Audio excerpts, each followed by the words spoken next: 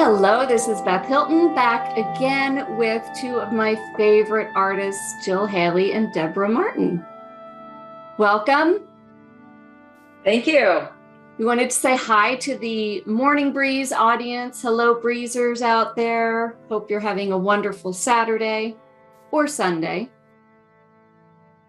And today, Deborah and Jill are here to talk about their second collaboration. It is called Into the Quiet, and it's a beautiful follow-up to their initial album together, which was 2021's The Silence of Grace. That album received numerous accolades, including being one of Zone Music Reporter's top 20 albums of the year. And again, this is a gorgeous album, as that one was. But with a little bit of a different sound and a different inspiration. So you heard the title track on the way Into the Quiet. So you've got a taste of that. And I would like to welcome Deborah to tell me a little bit more about how they came up with this album's theme and what might be a little bit different about this one. Hi, Deborah. Hi, Beth. Hi, everyone. Well, as you had said, The Silence of Grace was our first collaborative project, and that focused, of course, around elements in nature and being in the outdoors and all of the external realms that inspire us. And as artists, we're always looking for different ways to express what we're inspired by. So because that was such an external process and the music was so outgoing and adventuresome in its scope, when we were talking about doing a follow-up, because we wanted to keep it thematically, coherent, we thought, well, since the first one was so much with the outdoors and nature and inspired by all of those things, maybe we want to do the same thing, except make it more introspective. When you go out into the forest and you're walking, you hear all of these sounds and you're surrounded by all kinds of influences. And you could do the same thing while you're standing in the forest and go into your inner being or your inner self and watch how those influences or sounds would affect you. And that's a much deeper, the first album, of course, is quite deep in terms of what it was portraying on an emotional level. This one becomes more about the individual person. And as you know, when people listen to music, it's very subjective to what they're going to get out of it. But this becomes much more reflective, intuitive, meditative almost, but for each individual. And each person's going to get something very different out of that depth, I think. So that was our inspiration. And so to do that, of course, I wanted to come up with some names that would be inspiring for those type of things, more reflective, more inner knowing. And Jill came up with what actually inspired the whole thing. Was we were talking about everything, and Jill sent me a message, and she goes, I've got a great idea for a song in keeping with the nature. She said, I want to do Violet Nights. Now, when I first read it, I misread what she wrote, and I thought she had violent nights. And I went, what? Violent nights? Oh, no. And then I read it again. And went, oh, violet. Okay. Flowers, dark purple, regal, inspiring, rich, a tapestry that could come out of just that title. And so when I started thinking about that, I said, okay, that works. And it kicked in me, a switch went on, and I went, oh, we have to do this. And then I just did the usual crazy Deborah stuff to work on it. But it was a much deeper album, I think, for us in terms of working together as artists. I feel very close to Jill on that artistic sense, because we're on the same energetic wavelength. I mean, artists, I think, all share that. There's a hidden energy that goes around the planet that we all share, and we can feel it when an artist departs. We know it, and it's part of our soul makeup, I think, on the creative aspects. Wow. So I feel very close with Jill on this because it brought us closer together on a more intimate level. So this album is more about the intimacies of what you can sense and get from nature itself or from things around you that you see every day. But it's quite sublime as well. And we used, of course, ideas and concepts from nature, to portray that, like sleeping giants. We took the concept of a mountain and Right. the creatures inside, and when they come to life, how does this mountain come to life, as an example. But I think it's a much more introspective album, and we've been getting phenomenal reviews. It's great. Absolutely. And I remember with the last album, we talked about the Japanese concept of forest bathing and being out and letting nature wash over you. And this, again, is coming across to me as, what happens when you do that? This is the next step. You let it come inside, the intuition of your mind and body and spirit. And having just come back from vacation, there was times where absolutely I laid down at Stonehenge and just let everything wash over me. And it just felt so good to be under that big sky in that ancient place. Jill, now you are, really known for being outside so much and recording different pieces and albums. How did you find this experience of going at this next step and interpreting into the quiet? Well, I think it got easier because Deborah and I know each other better now. And this was the second time.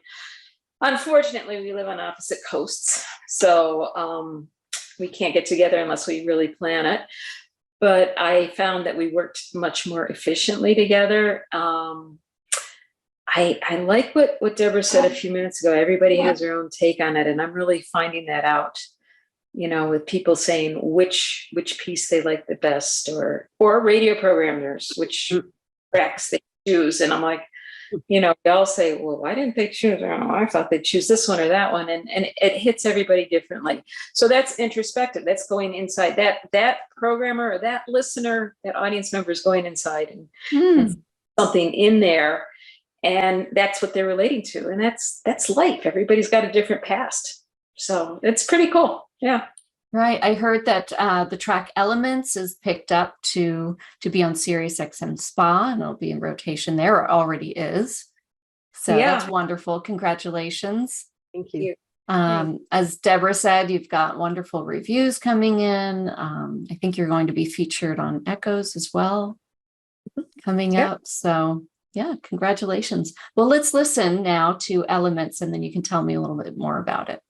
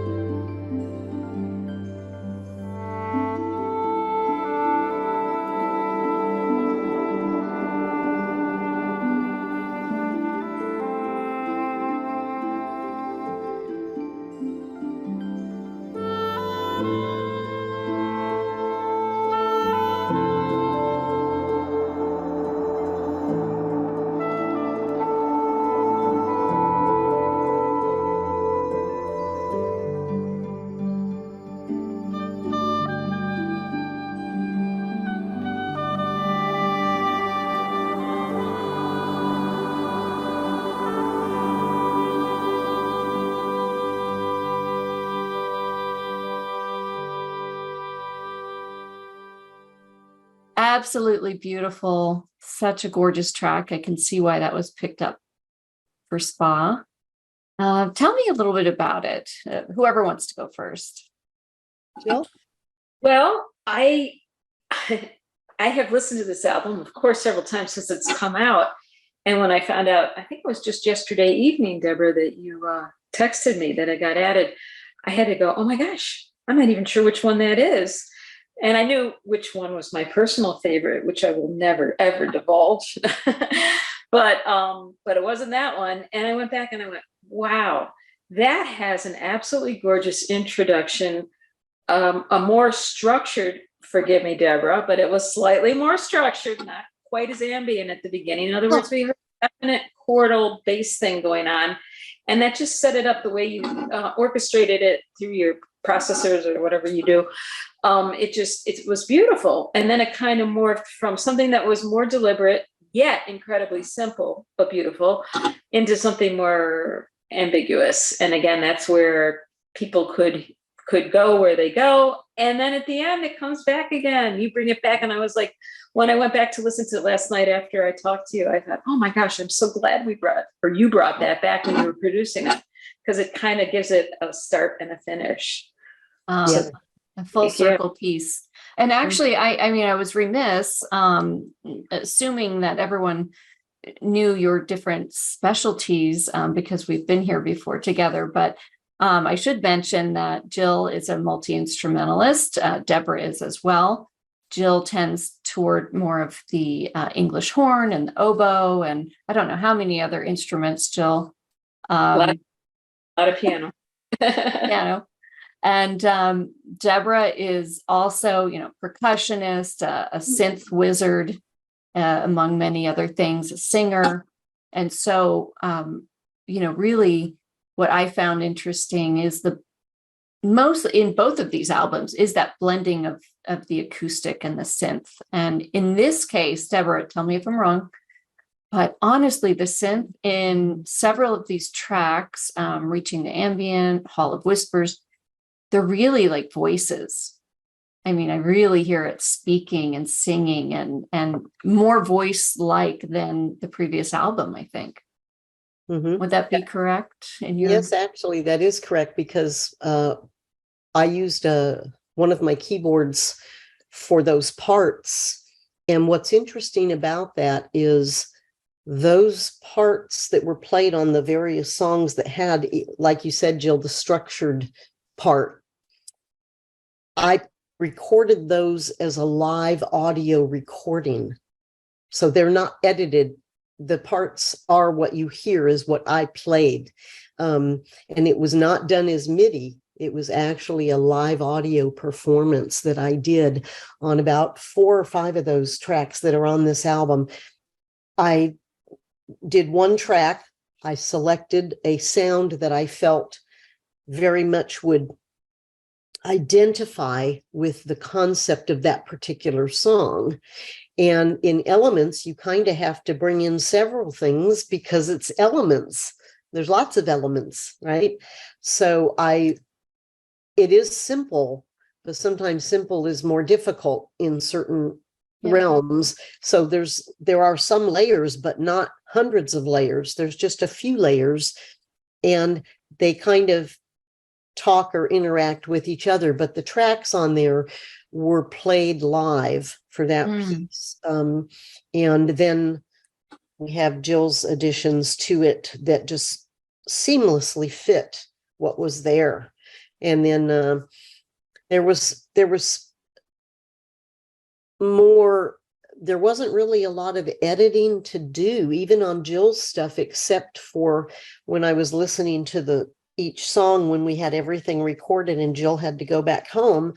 It took me a few months, and I would just sit and listen to each one before I could wrap my head around, okay, this song is about this.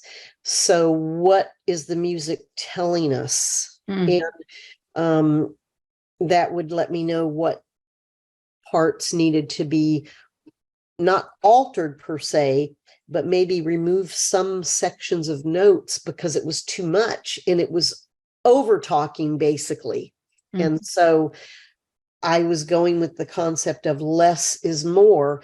And because it's more introspective going into the quiet on each track, I wanted to leave enough room for each of the parts to breathe enough so that the listener could hear the spaces between the spaces. And that goes deeper and deeper. And when you have that depth of field for a listener, you don't know where it's going to take them. They're each going to be on their own journey. But I wanted to leave enough room to allow that to happen. And so that was simply in the arrangements to make sure that the parts, there's a couple of the tracks where Jill's oboe and English horn, they're just talking to each other, having a conversation, but a very intimate conversation. And that's what I think makes this so special. I love the fact that we have the acoustic instruments blended with electronics. I've always loved doing that. And this, I think, is a very special project. As the Silence of Grace was extremely special, this one also, except on a different level because it goes a little bit more introspective, very meditative. But yeah, there's quite a relationship between them. And then on some of the tracks where I had Jill's oboe, English horn, she even played concert flute on a couple of the tracks. And I had them all together and I had to listen to each one to find out which of those was making the most statement about what was happening in the song. So the songs were constructed not as, I won't say stiffly, but not as constructed as someone scoring a musical score. But we did do that. We had, there are chord charts and things, and I wrote out and then writing down what the rhythmic structure was going to be. And in ambient music, you can have quite a rhythmic structure without a heavy drum beat. You can still have it, but it's more subtle. But Yeah, I hear you. Happening. Yeah, yeah. Well, here we see in the liner notes, the next track I think that we should listen to, which I think exhibits this, is Hall of Whispers, described as simultaneously melancholy and pastoral. Harp and oboe play a shimmering duet while low textures ebb and flow around like a wind whistling through ruins of ancient stone. And very timely for me because I recently was at Salisbury Cathedral in England, and that's exactly what I felt like this place was, because I was there at 7 a.m, all by myself in this huge cathedral. And yeah, Hall of Whispers is exactly what was captured there. So let's listen.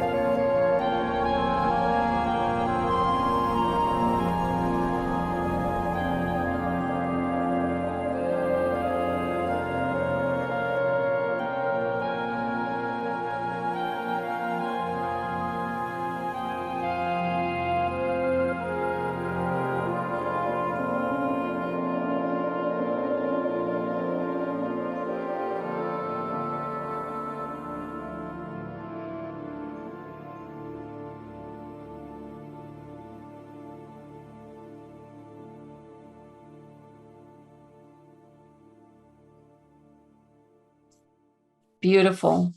Absolutely beautiful. So I have to ask though, who played the harp on this one? That would be me. Oh, It wasn't a real harp, right. Okay. but it was. But it was. And Jill on sample. oboe. Oh, yes. Yeah.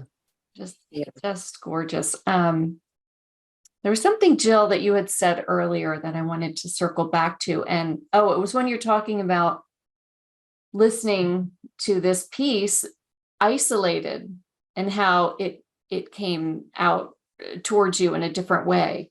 And I think that all of these tracks are so rich and in different ways and symphonic that it's actually hard to listen through the whole album and really appreciate it.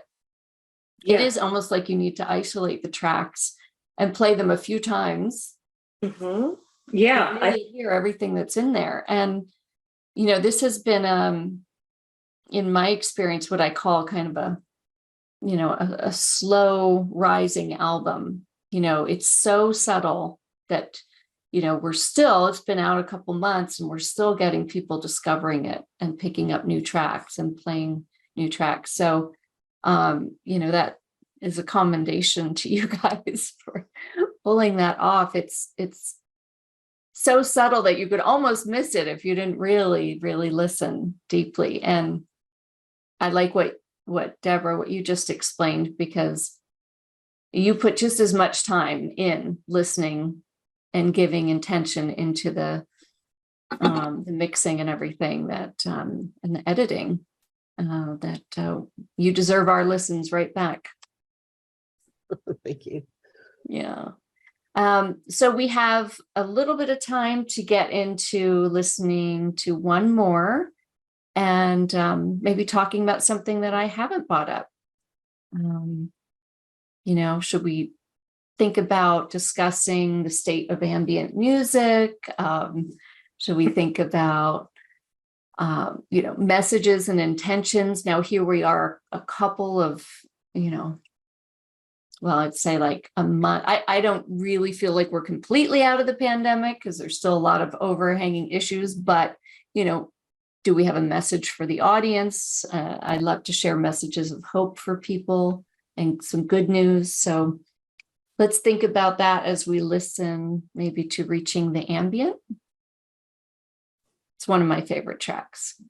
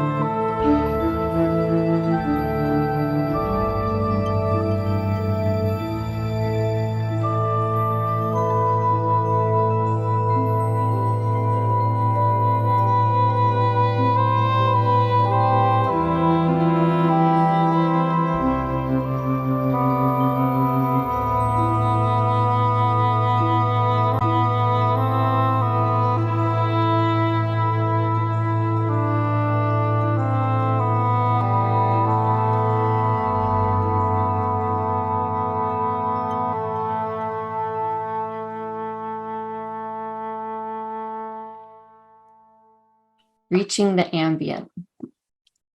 Just a stunning track. It reminds me of something, and maybe even another artist in Spotted Peccary, but I can't put my finger on it. Did you have any thoughts on that, Deborah? It reminds you of another. Yeah, it reminds me of a track by one of our artists. Could be maybe, I don't know. Darshan Ambient. There's something in it that's the light. Oh, okay. The light. lightness. I think that's what it is. Okay. It could be either Darshan Ambient. It could even be Chronotope because of his approach to composition. And Yeah. There's just that lightness, that sparkly feeling that comes through. Floating sensation. Yeah. I think that was Jill, I think that was what we were trying to do, of reaching the ambient, meaning not so much as in reaching the ultimate ambient music track, but wouldn't that also be similar to reaching your dreams and visions, reaching your goals, going higher, attaining a higher level of yourself? Mm-hmm. And then when working on it, I was envisioning, I think we talked about that when you were here, Jill. It was kind of fun about if you were just laying somewhere on the ground somewhere and you were looking up at the clouds and all the stuff. What if you could float yourself up there and get yourself up to what would that feel like? What would that be like? And how would you get there? And it's even into outer space. If you're reaching an ambient, that means you reach a place where you can just simply float there and just be. There's no stresses, no pressures. And if I was going to say anything to anyone out there, to all the listeners, to anyone that's thinking about all the trials and tribulations that we've been through over the last few years, and there's more to come, I'm sure, things are still churning, that if you can just focus on being what you're doing, and try your best not to be so influenced by all of these outside forces and pressures that can weigh you down. And what happens is it distracts you from being you. And if you can kind of keep those at bay, listen to music. Music is very healing, very meditative. And even just listening to one song, if you're feeling stressed or anything, it'll get you out of your own way so that you can clear yourself and be ready to continue moving forward. Just keep moving forward. As long as you've got a forward momentum, positivity is going to happen. I really believe that. I've seen it so many times with people that felt like they had no hope. They were having one problem after another, like a domino effect. And the more problems they got, the worse it got. And then you just say, well, wait a minute. Why don't you just stop? How do you stop the dominoes? You block it. Then they can't fall over anymore, right? And as soon as you do that, either mentally, physically, whatever, however you're doing it, everybody's going to be different. If you can stop that, then it will start its own reversal. The universe always makes things balance out no matter what, whether you want them to or not. And it's not because you want it, it's because all the stuff that goes around that you might not even be aware of happen. And where if you get doors that are closing, open a window. There's so many sayings and cliches that have been used over so many years, when life gives you lemons, make lemonade, that kind of a thing. And I like lemonade, so there you go. But I think that's the thing. The music should be able to take a listener on their own special journey. They can reflect, they can be inspired. This is inspiration. Inspired, just be inspired by the music, by the sounds. Where does it take you? Where can you travel with it? And how does that make you feel? If you're in a situation or something, just listen to the music and let it help, let it support, let it buoy you up. I don't know, there's so many ways to say it, but I'm just very grateful for all the listeners out there that love the music. They understand the creative process, and they know that what they're getting is something that's very heartfelt. The emotions are there. the depth is there, the integrity of the music is there, and it's meant for deep listening. So, Absolutely. Jill, Full do, thoughts. do you Jill, have would you more to like to say on add that? anything? Yeah, I think as I'm getting older, I'm realizing how little we are actually in control of things. And I need to absolutely just kind of embrace what comes is what comes. And most things we can't control, but we can, as Deborah said a few minutes ago, listen to music. And I actually have a degree in music therapy. So I found even in my early 20s, I was doing music as therapy. And I'm finding at this point in my life, I'm still doing that. When I put on a national park concert with the videos of the music I wrote when I was in residence at these different national parks, people come up to me and say how just they got immersed in the beauty of the video with the music, and it took them away. And I always tell them in the audience before I start a concert, if you fall asleep, that is okay. It means you're relaxed. I said, I'll just wake you up before the last one. The last song. That's perfect. But that is it's a good thing. It's so powerful, as Deborah says. I can't tell you, as most of us can probably attest, that music can lift our spirits and just take us somewhere totally better than where we might be ruminating on. Yep. So it's a powerful thing. Perfectly said. Yeah, it's a beautiful gift that you give to all of us. So we thank you so much. Every time that I listen, I am just overwhelmed that this is the world that I get to live in and work in every day. So thank you for joining us. Thank you for sharing the music and your beautiful thoughts and intentions. I would like to close by saying this is a very beautiful and generous album, 8 compositions. And, I think all of them take us to that place for free. It's the easiest way to get there so quickly, right? And in such a short amount of time, you can reach that serenity of space, allow the notes to just unwind you and unwind within you, and share it. Share the music, share the power of music with your friends, your family. I know that in my world, the younger generation is embracing this music. I had one of my son's friends recently tried to give me a very sweet lecture on why I should listen to music to help me sleep. And I just let him go. And he's getting all his sleep music from Apple Music. And it's terrific. He's only 16. So there is another generation who has a great affinity for this music, whatever you want to call it, instrumental, new age, fusion, instrumental, ambient electronic. They aren't hung up on it. They just want to find it, and they're finding it in so many different places. And I find that very exciting. And we will be seeing you all out there. We'll be seeing you on playlists and looking for all the tracks from Into the Quiet by Deborah Martin and Jill Haley. Thank you, Beth. Have a great day.